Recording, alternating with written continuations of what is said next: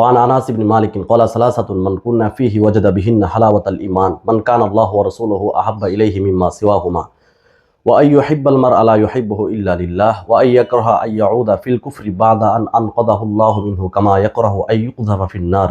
আনাস ইবনে মালিক রাদিয়াল্লাহু তাআলা আনহু থেকে বর্ণিত হাদিসটিতে রাসূল সাল্লাল্লাহু আলাইহি ওয়াসাল্লাম বলেছেন, ইমানের মিষ্টতা কেউ যদি অনুভব করতে চায়, ইমানের স্বাদ যদি কেউ গ্রহণ করতে চায়, তাহলে তাকে তিনটি কাজ করতে হবে। এক নাম্বার, মান কানা আল্লাহু ওয়া রাসূলুহু আহাব্বা ইলাইহি মিম্মা সিওয়াহুমা, আল্লাহ এবং তার রাসূলকে সবচেয়ে বেশি ভালোবাসতে হবে। অন্য যত কিছু আছে, নিজের স্ত্রী সন্তান হোক অথবা আত্মীয় স্বজন হোক, পাড়া প্রতিবেশী হোক, যা কিছু আছে, নিজের প্রিয়তমা স্ত্রী থেকেও বেশি আল্লাহ এবং তার রাসূলকে ভালোবাসতে হবে। এই সম্পর্কে আরেকটি হাদিস আছে।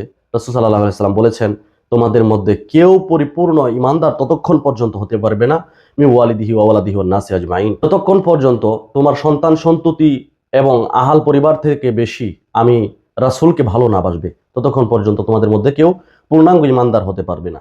অর্থাৎ সবার আগে গুরুত্ব দিতে হবে, ভালোবাসতে হবে আল্লাহ এবং তার রাসূলকে। এবং এই ভালোবাসাটা শুধু বলার মধ্যেই সীমাবদ্ধ থাকলে চলবে না। আল্লাহ এবং তার রাসূল যে কাজগুলো পছন্দ করেন, যেগুলো রাসূল সাল্লাল্লাহু আলাইহি ওয়াসাল্লাম উম্মতদেরকে করতে উৎসাহিত করেছেন, ওই সমস্ত কাজগুলোকেও আমাদেরকে বাস্তবায়ন করতে হবে। আল্লাহর হুকুম বাস্তবায়ন করতে হবে, আল্লাহর বিধান বাস্তবায়ন করতে হবে। পক্ষান্তরে আল্লাহ এবং তার রাসূল যেগুলোকে ঘৃণা করে, সেগুলো আমাদেরকে প্রাণ ভরে ঘৃণা করতে হবে। ভালোবাসাটা শুধু আপনার স্ত্রী বা আপনার প্রিয় পাত্র যিনি আছেন, তিনি একটা কাজ পছন্দ করেন, এইটা আপনি পছন্দ করবেন, এতটুকুর ভিতরে কিন্তু ভালোবাসাটা সীমাবদ্ধ নয়। বরং আপনার স্ত্রী বা আপনার প্রিয়তম যিনি আছেন, আপনার প্রিয় মানুষ যিনি আছেন, উনি যে কাজটা করতে অপছন্দ করেন, যে কাজটা উনি করতে চান না, সেই কাজটা থেকে বিরত থাকার নামও কিন্তু ভালোবাসা। সবগুলোর সমষ্টিতে ভালোবাসা তৈরি হয়। এই জন্য ইমানের স্বাদ যদি গ্রহণ করতে চান, তাহলে ভালোবাসতে হবে আল্লাহ এবং তার রাসূলকে সবার আগে। আল্লাহ সুবহানাহু ওয়া তাআলা কি কি পছন্দ করেন, মুমিন মুসলমানদেরকে কি কি কাজ করতে উৎসাহিত করেছেন, কোন কোন কাজ মুমিন মুসলমানদের জন্য ফরজ করেছেন, সেইগুলো বেছে বেছে আমাদেরকে আদায় করতে হবে। এবং উনি যেই কাজগুলো ঘৃণা করেন, সেগুলো থেকে আমাদেরকে বিরত থাকতে হবে। যদি বিরত থাকতে পারি, তাহলে ইমানের মিষ্টতা, ইমানের স্বাদ গ্রহণ করতে পারবো। 2 নাম্বার, ও আই ইউহিব্বাল মারআ লা ইউহিব্বুহু ইল্লা লিল্লাহ, কোন ব্যক্তিকে সে আল্লাহর জন্যই ভালোবাসবে। এ সম্পর্কে আরেকটি হাদিস আছে, মান আহাব্বা লিল্লাহ ওয়া আবগাদা লিল্লাহ ও আতা লিল্লাহ ওয়া মানা লিল্লাহ ফাকাদ ইসতাকমালাল ঈমান। ঈমান পরিপূর্ণ হওয়ার একটা ক্রাইটেরিয়া আছে।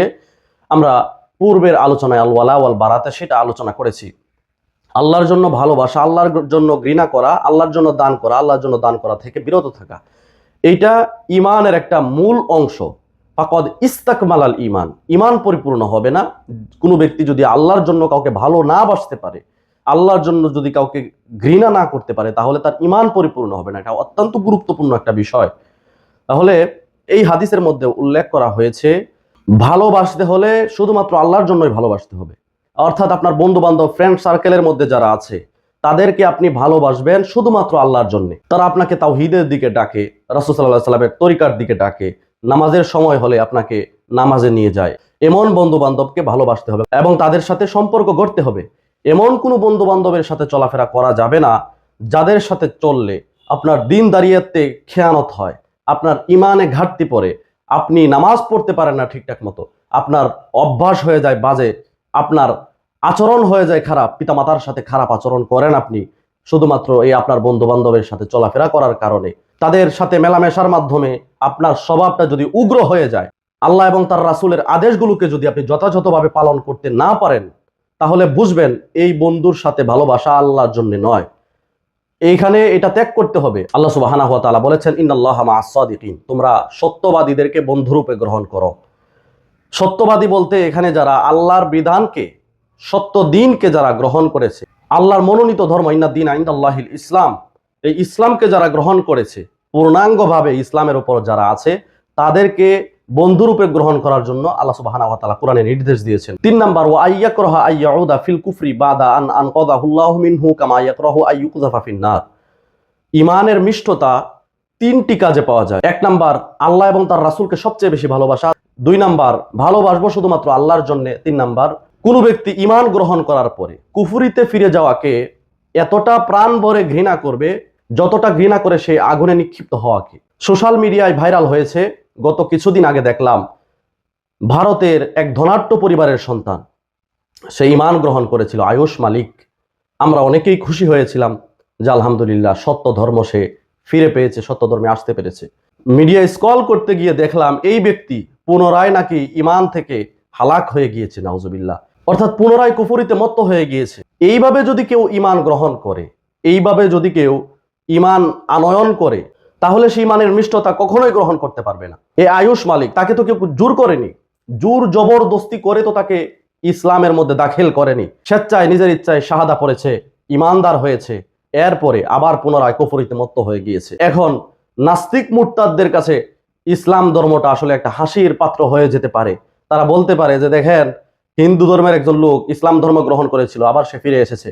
সেও এই কথা বলতে পারে যে ইসলাম ধর্মে আমি আসলে তেমন কিছু পাইনি, এজন্য ফিরে এসেছি। বিষয়টা হলো, ঈমান তো, ঈমানের মিষ্টতা তো সে ব্যক্তি তখন পাবে যখন তিনটি কাজ মনে প্রাণে সে গ্রহণ করবে। এই আয়ুষ মালিক, সে তো মনে প্রাণে এই তিনটি কাজকে গ্রহণ করেনি, এই জন্য ঈমানের মিষ্টতা পায়নি। সাহাবীদের যুগে রাসূল সাল্লাল্লাহু আলাইহি ওয়াসাল্লামের সাহাবী যারা ছিল, তাদেরকে মারতে মারতে অজ্ঞান করে দেওয়া হয়েছে, বুকের উপর পাথর চাপা দিয়ে রাখা হয়েছে, আগুনের কয়লার উপরে তাদেরকে ফেলে রেখে তাদের পিঠটাকে ঝলসে দেওয়া হয়েছে। এরপরেও ঈমান ছাড়েনি আম্মার ইবনে ইয়াসির রাদিয়াল্লাহু তাআলা আনহু, এরপরেও ঈমান ছাড়তে রাজি হননি বেলাল হাবশী রাদিয়াল্লাহু তাআলা আনহু। এই জন্য আমাদেরকে ঈমান আনতে হলে এইভাবে ঈমান আনতে হবে, এবং ঈমানের মিষ্টতা কেউ যদি পেতে চায়, ঈমানের স্বাদ যদি কেউ পেতে চায়, তাহলে এই কাজগুলো করতে হবে, এই তিনটা কাজ করতে হবে। আল্লাহ সুবহানাহু ওয়া তাআলা আমাদেরকে বোঝার তৌফিক দান করুক, আমিন।